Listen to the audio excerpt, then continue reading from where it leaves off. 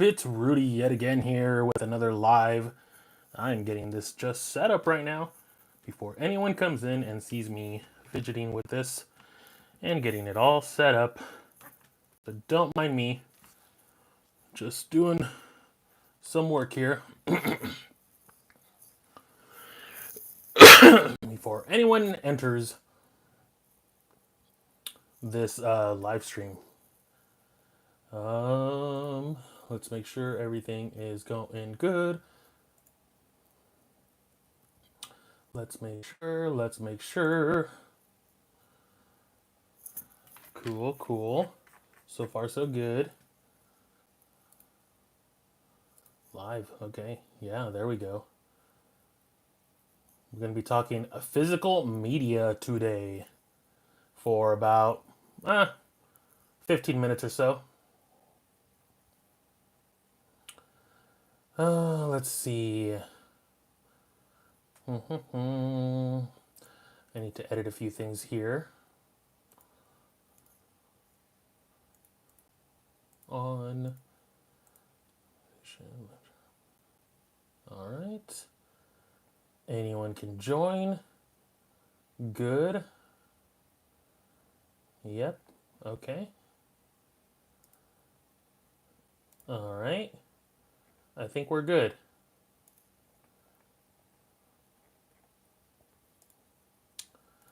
I think we are good. Let's just make sure. I'm going to refresh here. I don't know why it says scheduled for May 2nd, because today is May 3rd, and it's 1 o'clock. But hopefully that has nothing to do with it. Whoever gave me that thumbs up, thank you. You're awesome. Just starting out this chat here. If you do decide to come in, make sure to say hi. I always love hellos, so I don't feel like I'm talking to myself. If you're there. Once I get a little bit of views here going, then we can go ahead and actually get started in talking. I'm gonna just talk a little bit about physical media and stuff today. So if that is something you are interested in, then go ahead and talk about it in the chat below or to the side. Your take on physical media and the reliance on streaming stuff. Hi there, Min. Hey, Braden and friends. Whatever extra friends you have, awesome. Hello. So yeah, I just kind of want to talk about physical media and its place right now in 2025. You know, with streaming apps kind of needing you to subscribe to a bunch of different ones all at once, it's kind of wild, right? I mean, back in the day, you would subscribe to cable and you would get additional premium packages and stuff, you know, and it was hundreds of dollars.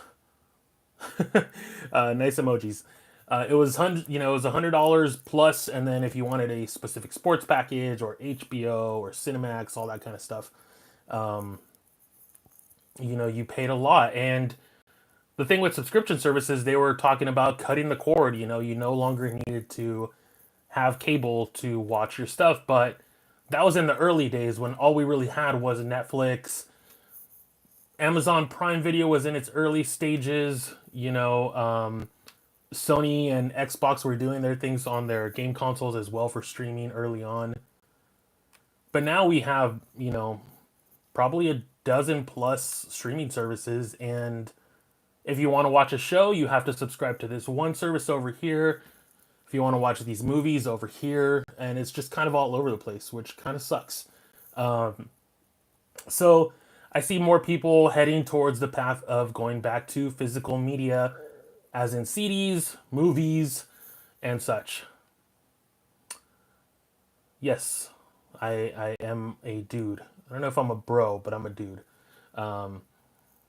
But yeah, I've been going to Goodwill a lot, and I tend to try and look for TV box sets. I recently got some. Netflix has been around probably 2000, and I want to say maybe 2006 or 2007. Back then, you had to get a DVD in the mail and then you would select which movie you're going to want next. Once you're done watching the movie, you would then return the movie in the mail and wait for the next one to come in.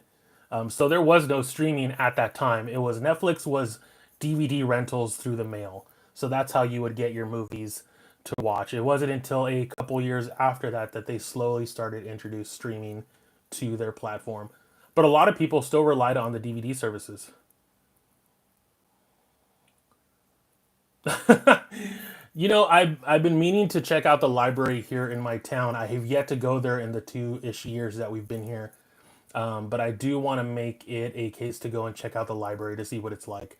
Because I hear they have video games there too, and you can get movies and stuff like that for free as long as you have a library card, which I don't. So I need a library card.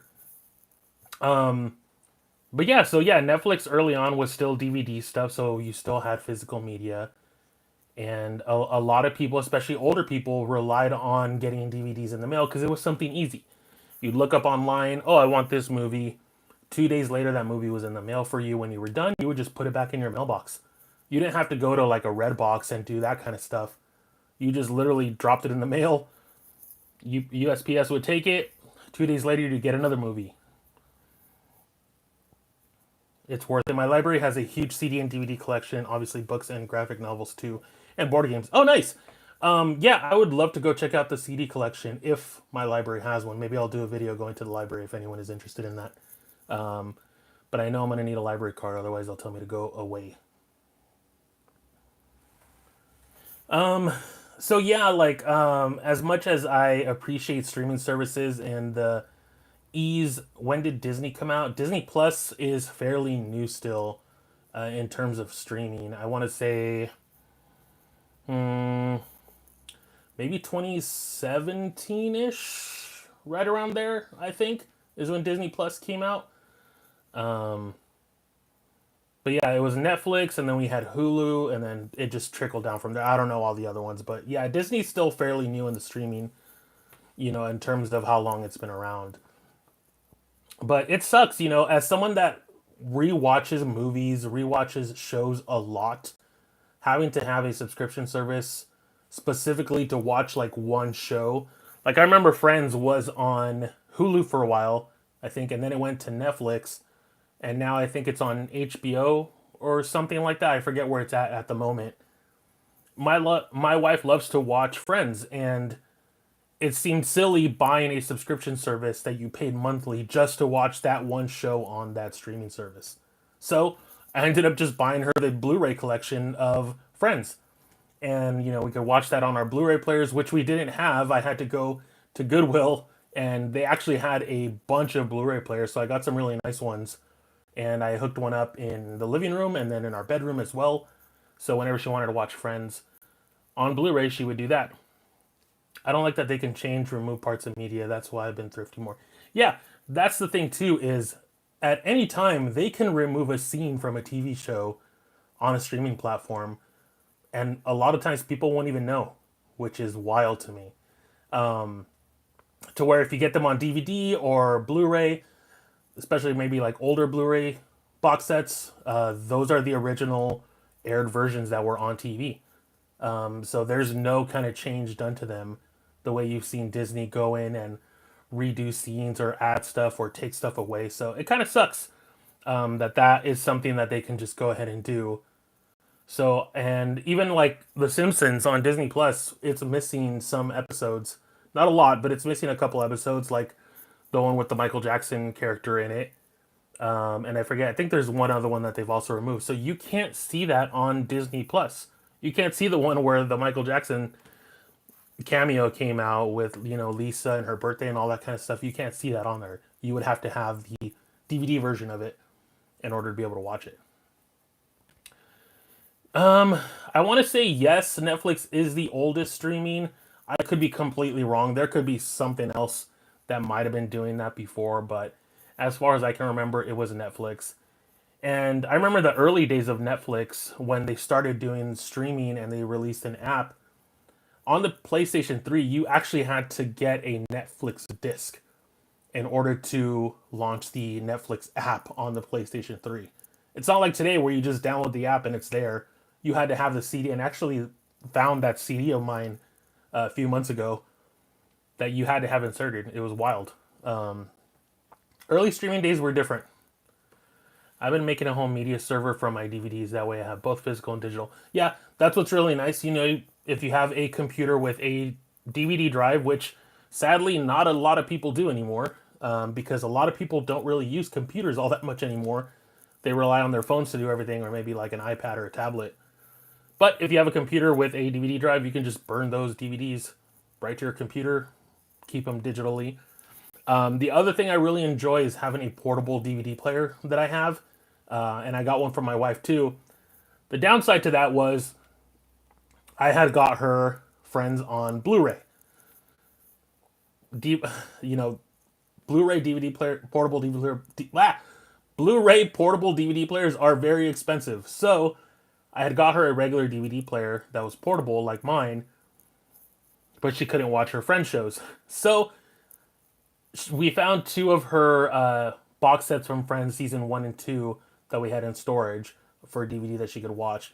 And recently I found, I think it's season 7, 8, and 9 at Goodwill, and they were $3 for each box set, which is incredible. I've been making a. Sorry to ask.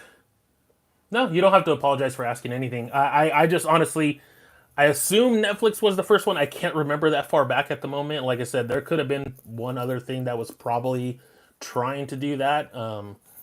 But I don't remember right now. I'm sorry. And same with CDs. You know, you think about Spotify. Not all artists are on Spotify, or if they are, sometimes it's only their hit songs. I got a portable Blu-ray player in high school. It was so much. Oh yeah, even now today, if you try and get one, you're spending two-ish $100 on a decent one. And sadly, so many of the portable DVD players on the market now that are like new are crap. Like they're really bad. The one that I have is a Sony one from like 2008 or 9.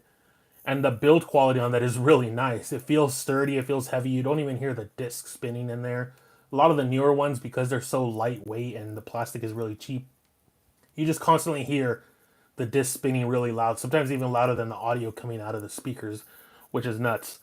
But yeah, what was I gonna say? Yeah, like with Spotify, same thing. You know, at any point, even though you're paying a subscription service, they can remove tracks that you listen to all the time for no reason. They could just say, yeah, this artist we no longer support on here, or they don't want to be on this platform, and we're gonna remove them. Yeah, mine isn't the best, but it works better than just using my mom's computer DVD player. Yeah, and it's Blu-ray, so that's really cool. But I feel like a lot of times with Blu-ray stuff, because it's supposed to be higher resolution, seeing it on a 8-inch or 9-inch screen isn't that much of a difference than the DVD version. Blu-rays will look nice on a larger TV, but on something small, it's usually the the difference is very minimal. And yeah, I don't use Spotify. I'll put on Pandora every now and again. Like if I'm cleaning my kitchen, I'll tell my Alexa to go ahead and play, you know, something on Pandora when I don't want to bother to try and look something up. So it has its uses, of course, but if we're gonna have like a bonfire outside, or I want to be doing some grilling outside or something, generally I'll take my iPod with me and my little speaker dock that I can put outside and just listen to music that way. That way I can put what I want to. Um, I think it was Jaden. You said that you got some stuff from the library. Is there a limit on how much you can take out at once? If you can let me know down in the comments, that would be great. I did something to my Sony Walkman.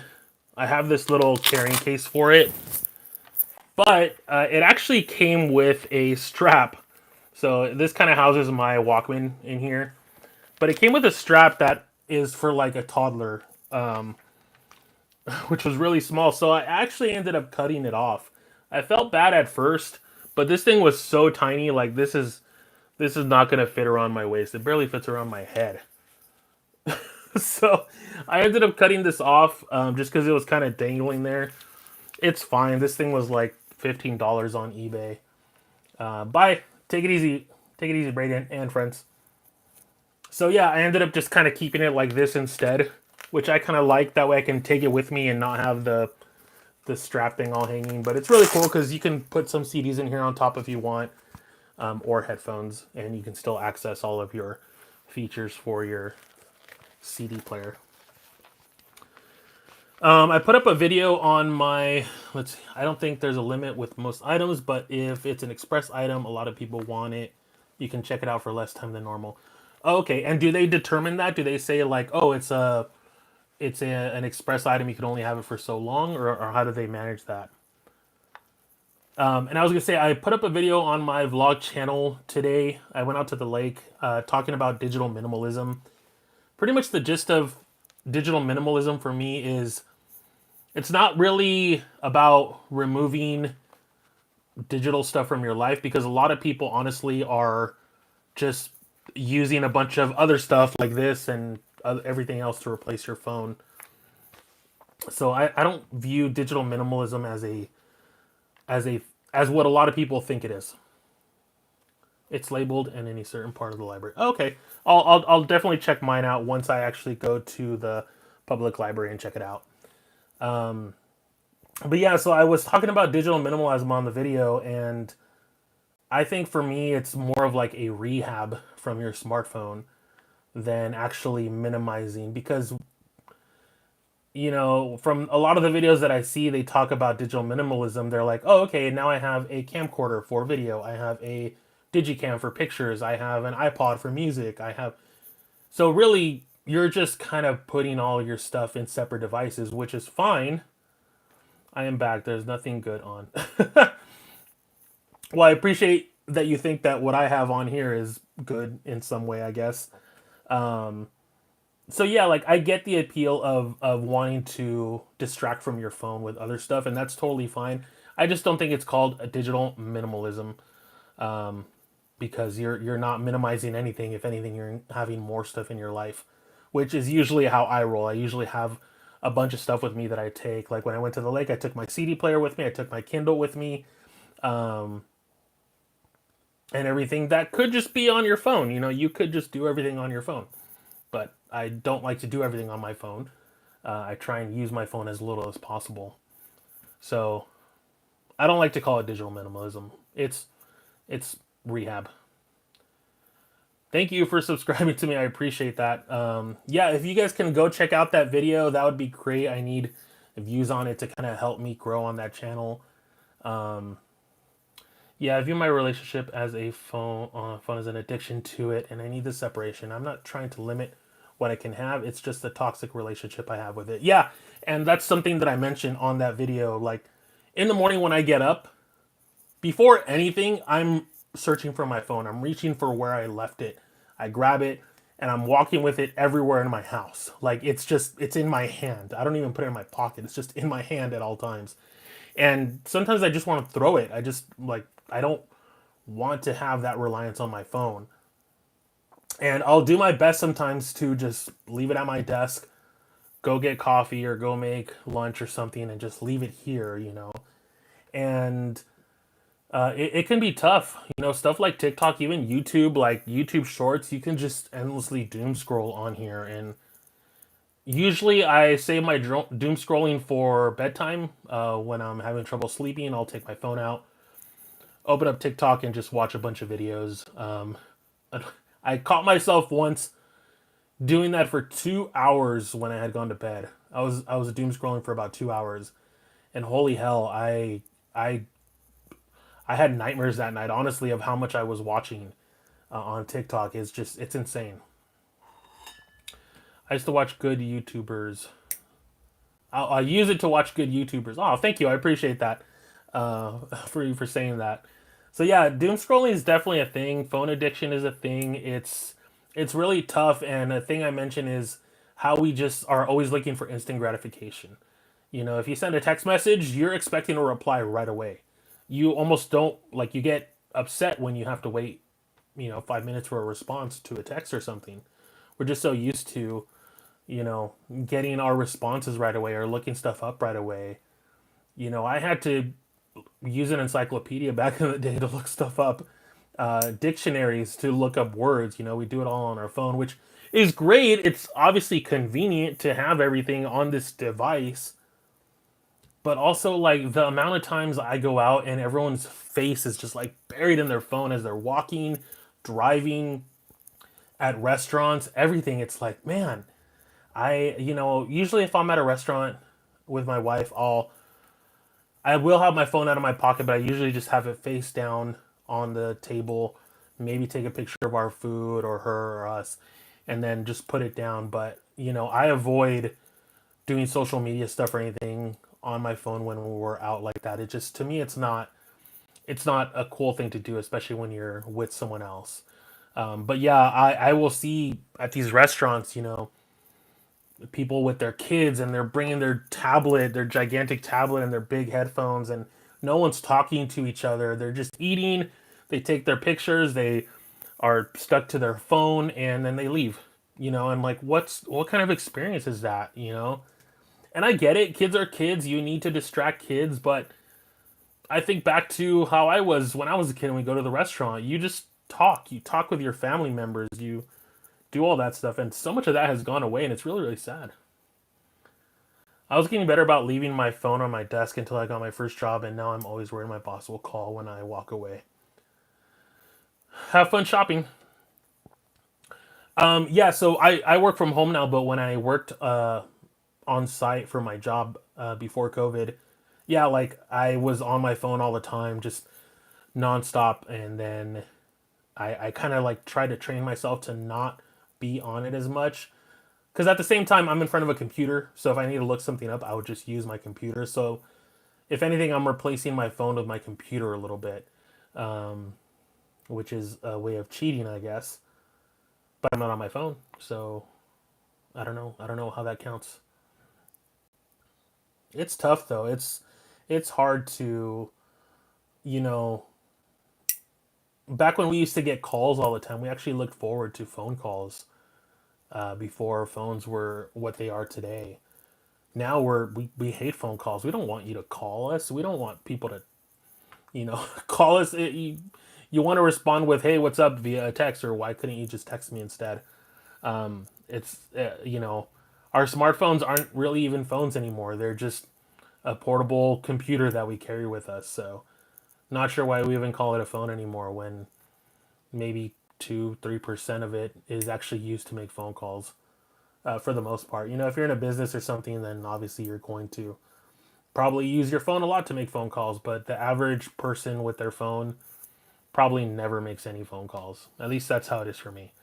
And I don't look forward to phone calls anymore, which is kind of weird because I used to when I was younger. You'd get a phone call on your landline. You're like, oh, your friend's calling you. Cool. Talk with your friend for 10, 20 minutes and then go back to living your life. But yeah, if you find yourself reaching for your phone, try and think about what it is that you're planning on doing with your phone. Like, are you just going to go do something stupid on it or just watch TikTok?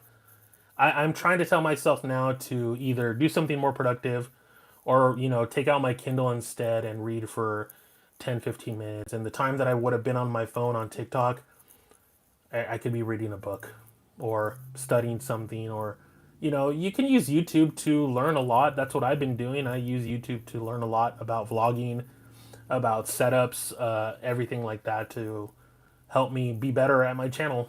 I think a lot of people are scared of the vulnerability of people hearing your voice. My anxiety gets so bad, but I want to get calls. Yeah, like even doing this right now, I don't know what my voice sounds like. I decided to just use these wired Apple earbuds because I was using my AirPods yesterday when I was live streaming and it just sounded weird. So I don't know how terrible this sounds right now. I can't use my DJI Mic 2 because it doesn't work with the YouTube app when you go live. So I don't know.